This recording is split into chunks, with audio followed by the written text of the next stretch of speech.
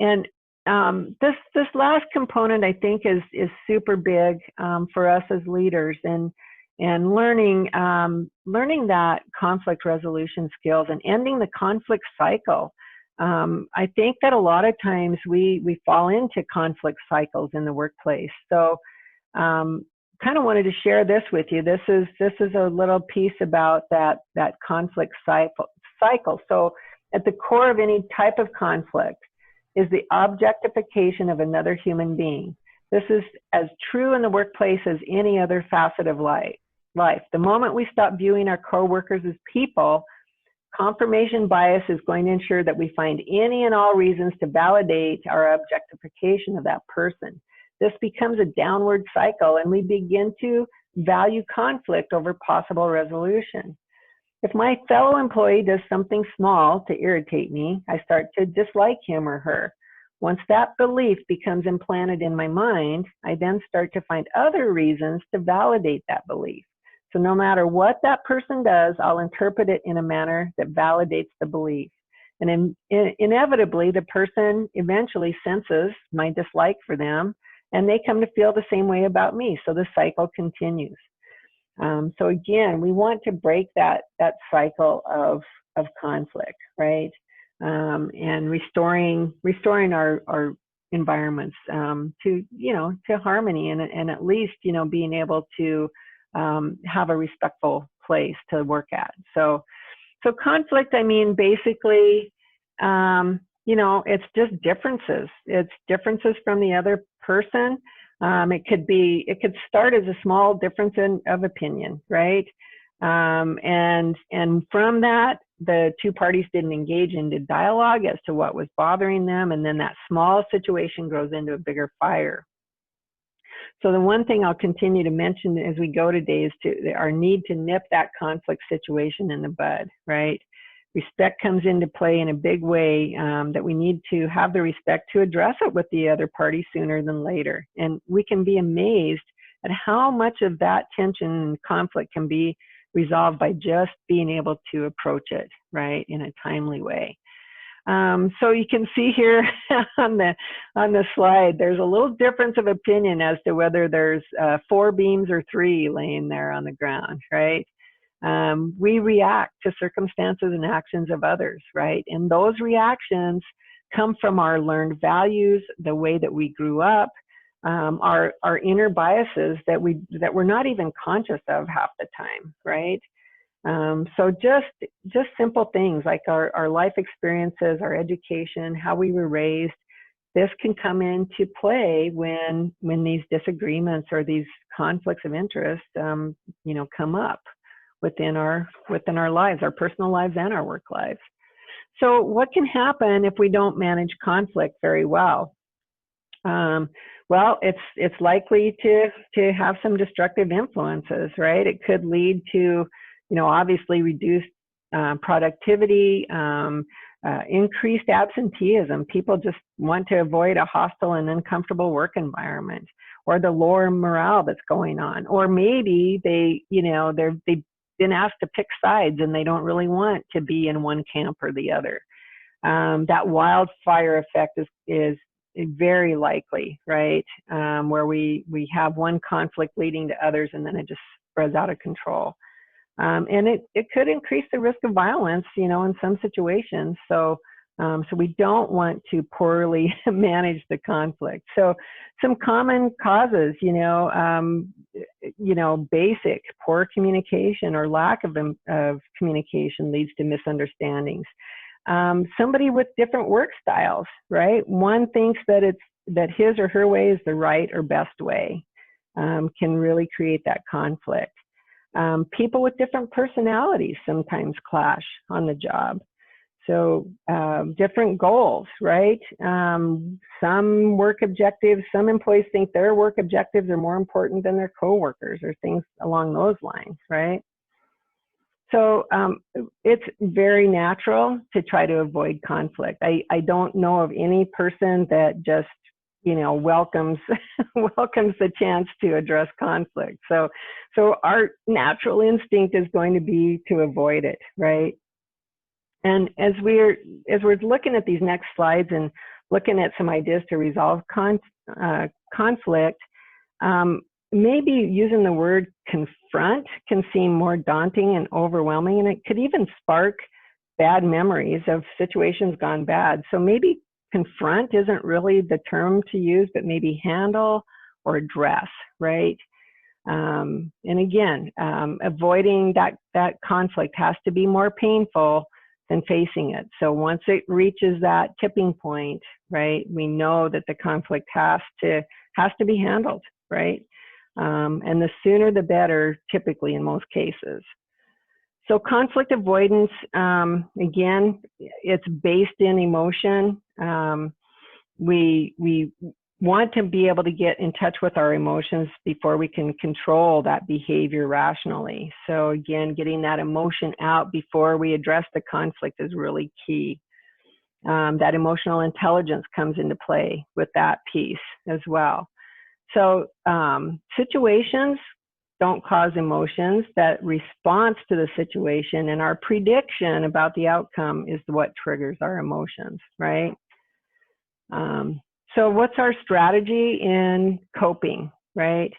To contend with difficult people on equal terms. So neutralizing that power imbalance, I think, is super, super effective, right? A lot of times people have realized they've been rewarded for their actions. So it feels like a power advantage to them, right? So if they kind of gotten their way by being a bully, then, you know, they've been rewarded for those actions, right? So don't allow yourself or others to be mistreated. You know, making sure that we're doing our best to neutralize that power imbalance. We take care of ourselves. We minimize that impact of that other person's behavior on you in the moment, right? So we want to assess the situation. You know, again, getting in touch with why I'm reacting the way I am. Did something happen to cause the behavior? A big piece of a coping technique here that's effective is stop wishing that they were different, right? People do what they're taught to do. They'll do what they're allowed to get away with.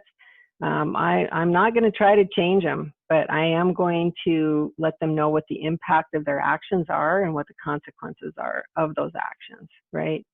Putting that emotional distance between us, right, to be able to identify and understand that behavior. So we're going to look at these next slides. Here's our list. Ideas, right? Listening attentively. And we looked at that communication component in part 2. Talking directly, making sure we're choosing a good time, having the privacy that we need to help keep their dignity and ours, right?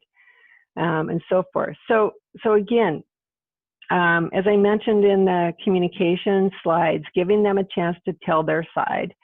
Relax, slow it up, back it up, listen. Don't be mentally preparing ourselves for what we're going to say next.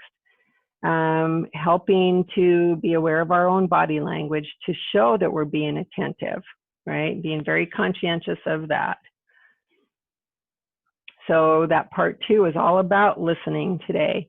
Talking directly, you know, making sure, I mean, as long as our own personal safety isn't at risk, being very direct with the person that we have the problem with. Better than sniping, sending nasty grams, you know, tossing things around, making noise, or complaining to everybody else. Big no-no is complaining to everyone else about the person, right? I mean, we know that is not a good way to talk. Choosing that good time, right? To be able to make sure we have enough time for a thorough discussion. For instance, we're not going to bring this up just as everybody's leaving work or they've had a really bad day or rushed to get to a meeting, okay? So making sure we're planning out that time. And we might have to delay, you know, addressing that issue, even though we want to talk about it right now. We need to be very intentional about choosing that time. Having our bullet points in order, right? Using our sounding board. Hey, this is what I need to address with this person. What does this sound like to you? Okay, being open-minded as we go through that conversation with that other person. being very clear about what the problem is and how it affects you. When you miss the deadline for these projects, it puts me behind, and then I have to answer, to my boss for why the deadline wasn't met, right? Don't assume motives from people. I mean, most people don't get up in the morning and say, oh man, I'm going to go to work and I'm just going to screw up everything just as much as I can today, right? they're screwing up by doing this on purpose to make me mad, right? So not putting that agenda or those motives, right, behind it. Let them know how it impacts you. Be appropriately assertive. Get things out in the open. Don't leave things that, out of this part that might be too difficult to discuss or too insignificant to be important. If it's bugging you, it's significant enough to be able to express that, okay? Working on solutions. Again, finding that common ground. What is some kind of a, conclusion that we can come to today, that when we leave the room, I'm going to do A, you're going to do B, we can both live with that. That's much more effective, right, than wishing that other person's going to change. So again, finding that common ground, if it's possible, and sometimes it's not. Sometimes we have to agree to disagree, right? Maybe we need to get a third party involved with facilitating that to get to resolution then. But it's always best to go one-on-one at the lowest common denominator if we can.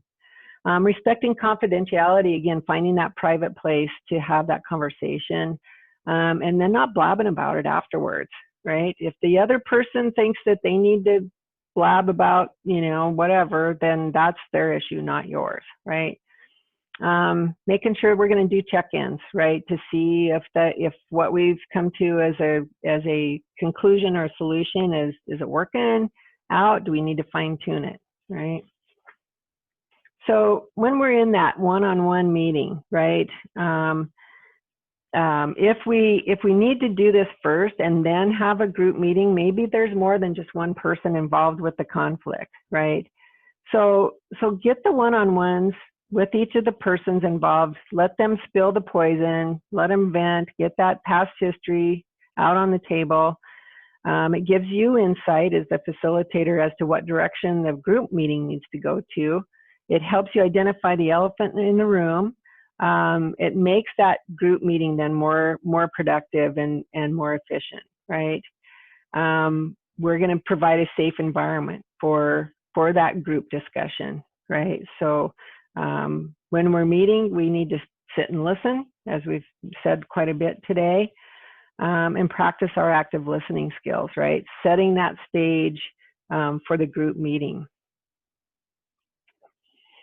So again, making sure the stage is set, that we have a good private place that's comfortable. If it might, create some crying, make sure the tissues are handy. And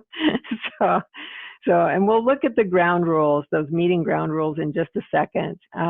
But explaining to the participants that it's all about the solutions. We need to be open to everybody's ideas and opinions and move positively forward, right? Whatever's in the past is in the past. We can't carry our grudges with you, right? Something happened back in 2003. We don't get to continue to hold it against them after this meeting.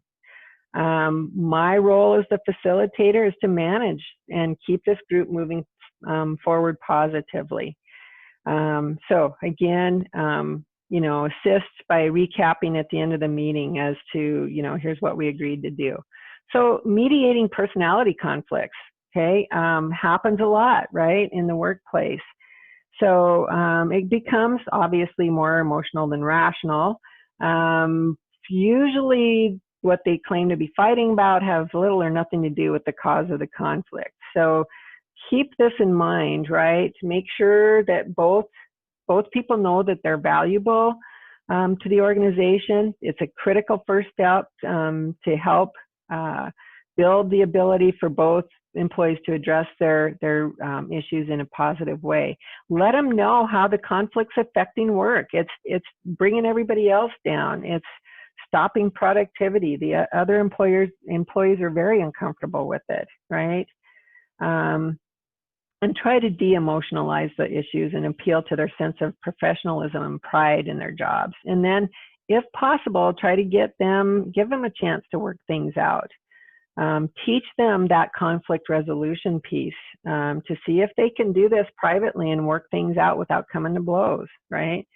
If not, then you're probably going to have to step in and mediate for them and bring that about. So I think a big thing is letting them know what their impact is on the rest of the work environment. So here we have the ground rules for our meetings, right? We're going to take turns. We won't interrupt. We're going to call each other by name and not talk like they're not in the room with us. Get rid of the blame game. The next slide talks about staying away from hard positions, right? Express in terms of our personal needs and interests and the outcomes that we'd like to see. Agree to listen, be respectful of what that other person's needs and interests are as well, right? And even if we don't agree with it, everybody recognizes we're entitled to our own perspective. So even just setting those ground rules can make a huge difference, right?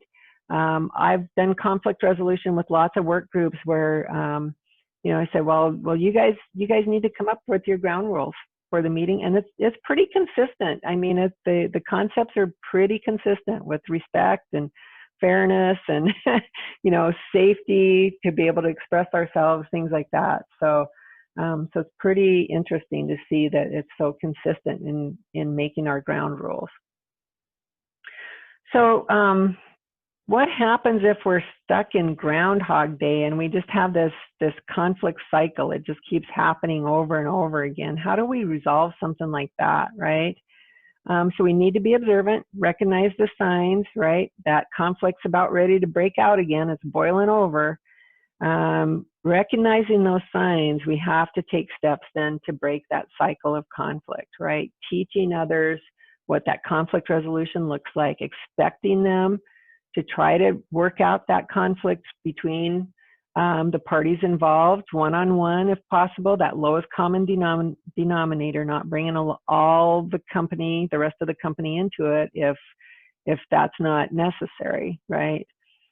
And then making sure that we're observing, is there progress being made? Are they able to work through those problems and start to cooperate with each other and with you, right? So I probably just said this ad nauseum today, the check-ins, making sure the solutions are still being worked on. And it may take more than just one meeting, right, to manage those hiccups that people are going to run into. Flexibility, we're going to have a plan that, comes out of the group meeting, but be willing to modify that plan if it isn't working so well. And then the accountability factor, right? Remember, Sally agreed to A, B, and C, and Joe agreed to X, Y, and Z, right? And we're still expected to do that and get our jobs done and have a professional work